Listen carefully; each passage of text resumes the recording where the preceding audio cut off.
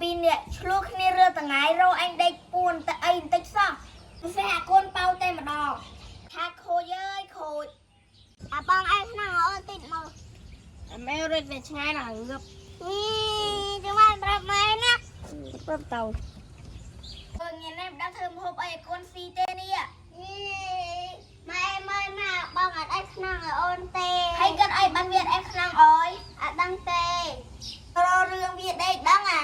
ប្រាប់ឲ្យគាត់ឯងក្នុងអូនមកផ្លេតគាត់អត់ឯងអូនទេដល់ហើយគាត់ត្រូវវាយអូនទៀតបានឯងឈប់ឆ្លោះគ្នាដល់គ្រឿងតរឿងប្រពន្ធណាឆ្លោះគ្នាដែរចេញអញទៅលើធ្វើម្ហូបពួកឯងស៊ីសិនម៉ែ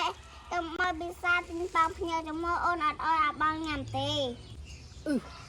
អូមីគេស៊ីហ៎អត់ស៊ីណាខ្ញុំមើលអត់ទៅម៉ែដូចអូនគឺណៃមីគេស៊ីមួយស៊ីដែរទេមើលតៅដែរជួយញ៉ាំបានមានស៊ីអើយអូនស៊ីទេអូននេះបានអីញ៉ាំអើបងញ៉ាំដែរ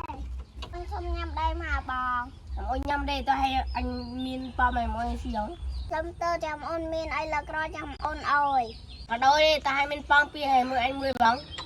ចាំមើលប្រមាក់ស្រាប់ដល់ញ៉ែនេះមានបាយនឹងអត់មានបាយម្ហូបឲ្យកូនស៊ីទេមានតែប្រហិតហ្នឹងឯងរៀបឈើទៅឲ្យកូនសិនណែមើលអាបងអត់អើយអូនញ៉ាំមានដែរទេហើយមានរឿងអីទៀតអីអាតាពីនេះបងប្អូននេះសោះមកផ្លេតឡើងពី3ដងនេះគិតពីយំមើលពីអាបងអត់មានអីអត់អើយអូនញ៉ាំអាបងអើយបងម្នាក់តិចមើលអី